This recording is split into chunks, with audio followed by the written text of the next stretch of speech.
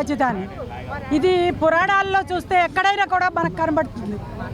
కానీ ఆ రోజున చారిత్రాత్మకంగా చూసుకున్నా, వాణిజ్యపరంగా చూసుకున్నా, సస్యశ్యామలంగా చూసిన అమరావతి విరాజిల్లింది ఆ రోజు నుంచి ఈ రోజు వరకు కూడా.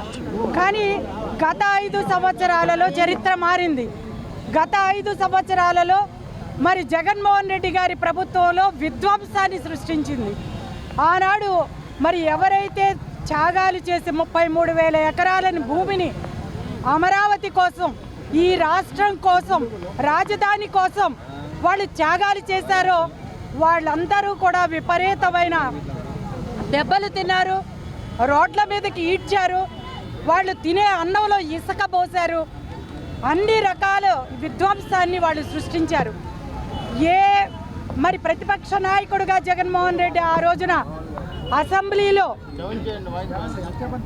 ఒక మాట అన్నాడు, 33,000 ఎకరాలు కనీసం ఉండాలి, అమరావతి రాజధానిగా నేను ఒప్పుకుంటున్నానని.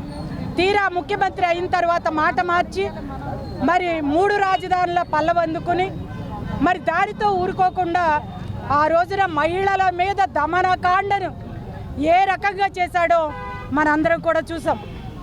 అటువంటిది ఈ రోజున ప్రజలందరూ బుద్ధి చెప్పారు, ఇలాంటి ముఖ్యమంత్రి మాకొద్దు, అభివృద్ధి అనేది మర్చిపోయి ప్రజల మీద దమనకాండను చేసి ముఖ్యంగా అమరావతి మహిళల మీద విపరీతమైన ట్రోలింగ్స్ చేయటం, వాళ్ళని నానా రకాలుగా హింసించటం, వీటన్నిటి మీద ప్రజలు విస్పష్టమైన తీర్పిచ్చారు. కేవలం 11 సీట్లతో సరిపెట్టినా కూడా ఇవాళ బుద్ధి రాలేదు. మరి జగన్మోహన్ రెడ్డి గారికి, ఆ ప్రభుత్వానికి విద్వేషాన్ని ఎగజెంబుతున్నారు. దానికి కారణం ఇవాళ గూగుల్, టీసీఎస్ లాంటి సంస్థలు వెల్లువలా ఇవాళ అమరావతి వైపుకి వస్తున్నాయి. అది వాళ్ళ కంటకంగా మారింది. వాళ్ళు విషం చిమ్ముతా ఉన్నారు. మరి ఆ విషాన్ని ఎలా చిమ్మాలి అనే దానికి ఈ రోజున ఒక విధానాన్ని నమ్ముకున్నారు. ఆ రోజున అమరావతి ఆడవాళ్ల మీద ఏ రకంగా దమనకాండం చేశారో ఇవాళ మళ్ళీ వాళ్ళని మరి ఎన్ని మాటలతో మేము మాట్లాడలేము. మరి వాళ్ళ జర్నలిస్టులని చెప్పుకునే వాళ్ళే వ్యభిచారులుగా మారిపోయి మాట్లాడుతూ ఉంటే ఇంకా మహిళలు మేమేం మాట్లాడతాం? మహిళల మీద మరి ఒక నింద వేయాలంటే ఇది ఒకటేనా ఉన్నది? ఆ రోజున స్వాతంత్ర ఉద్యమంలో మహిళలు పాల్గొని భారతదేశానికి స్వాతంత్రాన్ని తీసుకొస్తే చరిత్రలో వాళ్ళ పేర్లని సువర్ణాక్షరాలతో రాశారు. మరి ఈ రోజున మన ఆంధ్ర రాష్ట్రానికి ఒక రాజధానిని తీసుకొచ్చిన అమ్మలు, మహిళలు, వాళ్ళని ఏ అక్షరాలతో రాయాలి? అమృతాక్షరాలతో రాయాలి. మరి పురాణాల్లో దేవతలతో పోల్చాలి. కానీ ఇక్కడ ఉన్నది ఎవరు? మనుషులు కాదు కదా, వీళ్ళు రాక్షసులు. కాబట్టి రాక్షసులు రాక్షస భాష మాట్లాడతారు. కాబట్టి వాళ్ళ భాష అదే. మళ్ళీ ఇంకొకసారి రాష్ట్ర ప్రజానీకానికి, దేశం మొత్తానికి మా భాష ఇదే, మేము చేసేది విధ్వంసమే, మేము అభివృద్ధిని 2 కళ్ళ మేము చూడలేము, మాకు తెలిసింది ఇదే అని మళ్ళీ చెప్తా ఉన్నారు. రాష్ట్ర ప్రజలందరూ ఇవాళ ఇది కేవలం అమరావతి మహిళల మీద విధ్వంసం కాదు, రాష్ట్రాన్ని నాశనం చేయటం కోసం ఆంధ్ర రాష్ట్రానికి వచ్చే మరి సంస్థల్ని, గూగుల్ లాంటి సంస్థల్ని, టీసీఎస్ లాంటి సంస్థల్ని, వీటన్నిటినీ కూడా వస్తూ ఉంటే వాళ్ళకి విషం చిమ్మటానికి, మరి దీన్ని పాడు చేయటానికి వీళ్ళు చేసిన కుట్ర ఇది. ఈ రోజున రాష్ట్రం మొత్తం గమనించాలి. ఇది కేవలం అమరావతి ఆడవారి మీద కాదు. కాబట్టి ఇవాళ తీసుకోవలసిన నిర్ణయం అనేది చంద్రబాబు గారు తప్పకుండా తీసుకుంటారు.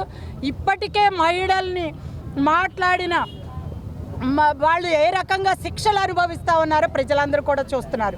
అమరావతి వేశ్యల అమరావతి అని చేశాడు. ఆ రోజు నుంచి 3 రోజుల నుంచి కూడా రాష్ట్ర వ్యాప్తంగా నిరసనలు వెల్లువెత్తుతూ ఉన్నాయి. ఈరోజు ఉమ్మడి కృష్ణా జిల్లా మహిళలందరూ కూడా పెద్ద ఎత్తున మరి ఇక్కడ నిరసన వ్యక్తం చేయడానికి మచిలీపట్నం పార్లమెంట్ నుంచి కూడా పెద్ద ఎత్తున మహిళలు ఇక్కడికి తరలి రావడం జరిగింది. ఏదైతే మరి ఇవాళ మేము ఒకటే చెప్తున్నాం, జగన్ కన్నా పెద్ద రాజకీయ వ్యభిచారి వేరొకరు లేరని చెబుతా ఉన్నాం. జగనే పెద్ద రాజకీయ వ్యభిచారి, దాని ముందు ఇవన్నీ కూడా దిగదుడి పని చెబుతున్నాం. ఇవాళ మహిళలంటే ఎంత లోకం అండి. ఆ రోజు అమరావతి రైతులు పోరాటం చేస్తుంటే రోడ్ల మీదకి ఈడ్చేర్చి తన్నింది కాక ఇవాళ అమరావతి రాజధాని మరి కూటమి ప్రభుత్వం వచ్చిన తర్వాత రాజధానిగా చేస్తారనే అక్కసుతో ఇవాళ మహిళల్ని టార్గెట్ చేసుకుని మాట్లాడటం అంటే ఇదిగో మేమందరం కూడా మహిళలందరం కూడా మాట్లాడి వాళ్ళందరికీ కూడా చెప్పులతో సమాధానం చెప్పే ప్రయత్నం చేస్తాం. ఈ రోడ్ల మీదకి వస్తే మాత్రం ఖచ్చితంగా చెప్పులతో దెబ్బలు తింటారని కూడా హెచ్చరిస్తా ఉన్నాం. ఖచ్చితంగా మీరందరూ క్షమాపణ చెప్పాలి. మీ సాక్షి పత్రిక ఏదైతే తప్పుడు రాతలు రాస్తా ఉందో సాక్షి ఛానల్లో మీరు ఎలాంటి కోతలకి తప్పుడు కోతలకి మహిళలపై మాట్లాడేదానికి మీరు ప్రోత్సహిస్తా ఉన్నారు. మీ సాక్షి ఛానల్ను కూడా మీరు బ్యాన్ చేయాలని మేము మహిళలందరూ కూడా డిమాండ్ చేస్తున్నాం. రాష్ట్ర వ్యాప్తంగా మీరు మహిళలను టార్గెట్ చేసుకుని సాక్షి ఛానల్ ఏ విధంగా అయితే మహిళలపై దుష్ప్రచారాలు చేస్తా ఉన్నారో మహిళలందరం కూడా ఇవాళ మీ మీద ఎటువంటి దాడులు చేయడానికి కూడా వెనకాడం. మీరన్న మాటలన్నీ కూడా వెనక్కి తీసుకోవాలి. మీ ఛానల్ మూసుకుని మీరు తట్టపుట్ట సర్దుకుని వెళ్ళకపోతే మీకు బుద్ధి చెప్పే పరిస్థితుల్లోని మహిళలు ఏమాత్రం కూడా వెనక్కి తిరగరని ఈ సందర్భంగా తెలియజేస్తా ఉన్నాను.